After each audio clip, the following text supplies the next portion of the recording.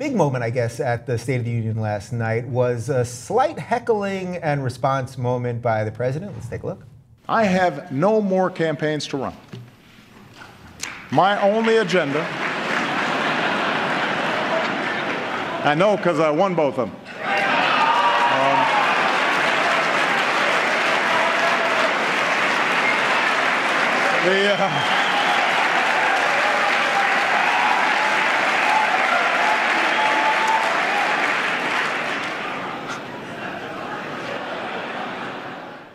All right, so I wanted to play out some of the applause and then his response and then the smile after, because that was sort of, to me, like the best of Obama, actually. Like, he said something, the Republicans went in for the subtle, like, we don't like you, and then he nailed them, and then, you know, everybody was into it. It's a good comedy move. It almost struck me, his response was so quick and so clever that just from doing comedy, it almost struck me that maybe this was a plant. Like, totally. Was that a Democrat? Who did that? Who did that applause there?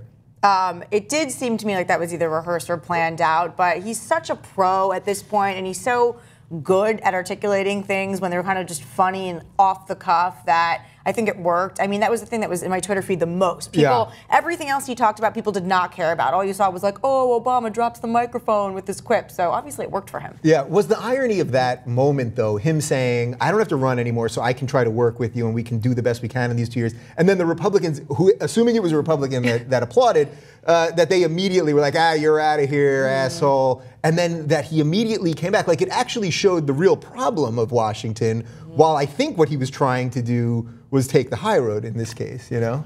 And then it immediately devolved into, Potentially. I mean, I was watching that and being like, that's adorable. And like, no leader of the free world probably wants to be called adorable, but I thought that was adorable. Right. Even with his little like he got his little, he actually went, and the smile at the end where he's just like, he looked so good. I mean, I had already a gaffe on national television talking about how much I love this president, so I'm not going to like go into that. There was an American Idol thing that happened a while back, pre-riot. But no, I think it was exactly likable about him. So very likable and very performative when he gets up there, right? Like as a performer myself and as someone who appreciates excellent performances, I think that that's something that I'll always remember as being particularly special about him. In the same way that Clinton was to a certain extent, but even more so a little bit. Yeah, so we talked about this a little bit in the earlier segment, but do you guys think that anyone in the next, let's say, 20 years is ever going to run on anything as exciting as his first run? Because as I said in that, like, it seems like we were collectively on drugs.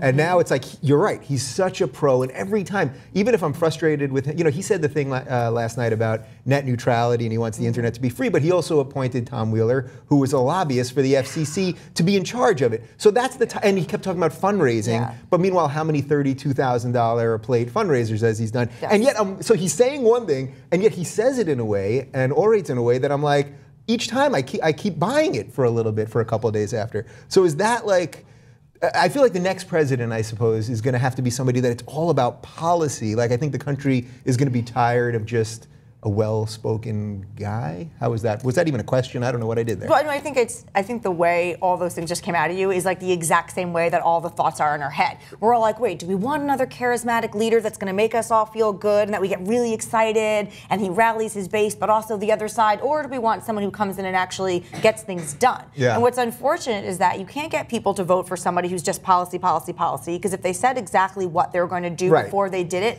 not only would the other side, whether it's Republicans or Democrats, oppose them so much that they couldn't get it done, but then they wouldn't be exciting. No one wants to get excited about somebody. That's like no one gets excited about the accountant or the bean counter or, you know, somebody who's actually the lawmaker. People get excited about the charismatic leader of the world. Yeah, so I totally buy that. Go ahead. Here's what I think we get excited about. The first female-run administration, right? Like, that's going to be the next one where people are going to be like, hell yes. And, you know, maybe it's radical, maybe it's not, but I think that, you know, as I try and build sort of a female-heavy media company myself, that there's going to be a moment where people are like, oh shit, yes, like gender-diverse organizations do run better, including the federal government, and like when there's a woman at the helm, I think it's going to be incredible. And I think we're going to see maybe not the first woman who's president, but maybe the second one. Right. Incredible amounts of progress made. What's interesting about the women that are running is that Hillary Clinton and, let's say, Elizabeth Warren were to run are both very policy-heavy, driven women. Now, both of them have certain personalities that are slightly strong and maybe could be considered charismatic. They're not.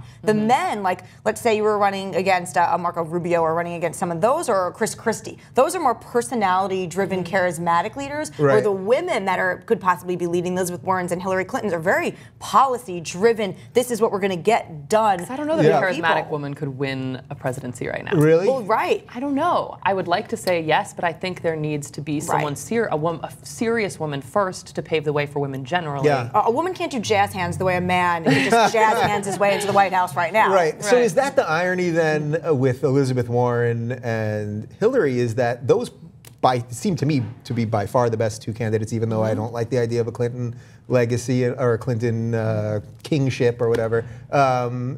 Those seem to be the best two Democrats, but it's going to be two women at the top fighting each other, which actually could hurt the women, and then some guy just comes in and snags it.